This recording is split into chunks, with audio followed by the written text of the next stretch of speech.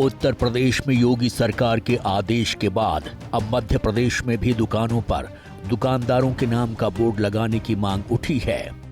इसे लेकर अब सूबे में जमकर सियासत भी हो रही है। इंदौर से बीजेपी विधायक रमेश मेंदोला ने मुख्यमंत्री डॉक्टर मोहन यादव को एक लेटर लिखकर पूरे प्रदेश में यही व्यवस्था लागू करने की मांग की है।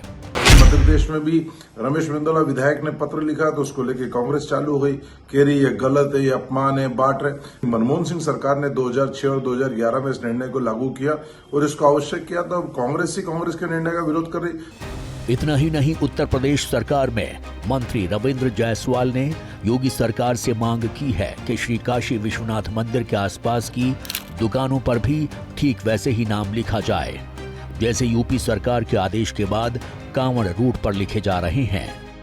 हमारा जो आस्थावान व्यक्ति है सावन के महीने में वह मांसाहारी नहीं खाता है। वो चाहता है कि मैं पवित्र जगह से सामान खरीदूं, माला फूल खरीदूं। कुछ ऐसे लोग हैं जो मांसाहारी हैं और खाना भी खा रहे हैं और सामान बेच रहे हैं। अब वो सामान अगर पूजा पाठ के सामान अगर ले रहे हैं, बेच रहे हैं वहाँ पर, और बिना हाथ धुले बेच दे रहे हैं, साफ पाक नहीं हो रहा है, तो उनके आस्था को चोट पहुँचती है। और तब ऐसी स्थिति में हर व्यक्ति को दुकानदार का नाम जानने का अधिकार है कि मैं जहाँ सामान खरीदने जा रहा हूँ वह व्यक्ति कौन है, उसका विचारधारा क्या है।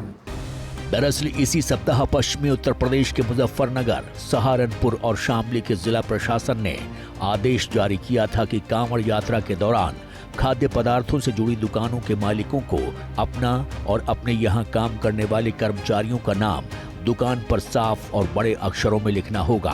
पहले ये सिर्फ यूपी के 3 जिलों तक ही सीमित था, लेकिन आज की तारीख में ये पूरे यूपी और उत्तराखंड में लागू हो चुका है। अब इसकी मांग मध्य प्रदेश में भी हो रही है।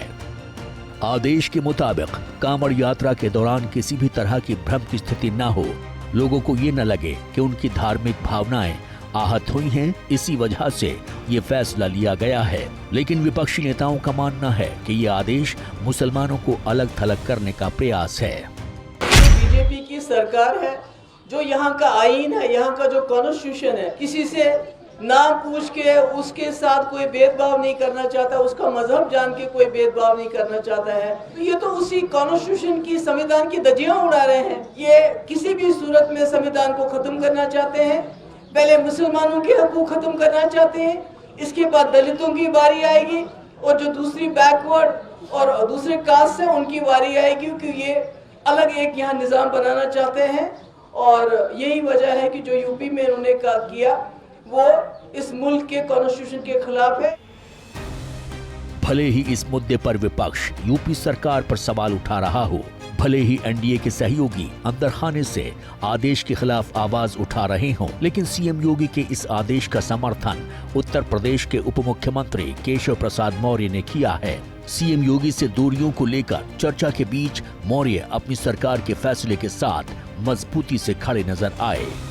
विपक्ष भी जाके कांवड़ लेके जाए और बढ़िया जाकर के भोले बाबा को जल चढ़ाए। जो बुद्धि में विकृति आई है वह विकृति खत्म हो जाएगी। और जो सवाल उठा रहे हैं, मुझे लग रहा है कि उनको सवाल जो उठाने का काम है वो केवल शुद्ध रूप से मुस्लिम तुष्टीकरण की राजनीति कर रहे हैं। इसके अलावा उनका कोई विजन नहीं है, कोई मिशन नहीं है।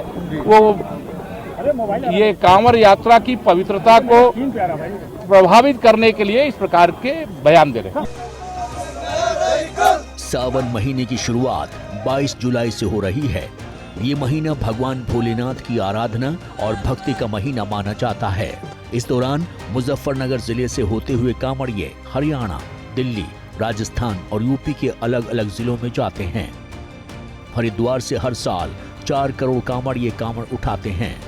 2.5 करोड़ से ज्यादा कांवड़िये तो मुजफ्फरनगर से होकर ही गुजरते हैं। लेकिन उससे पहले नेम प्लेट वाले आदेश से यात्रा से विवाद जुड़ गया है।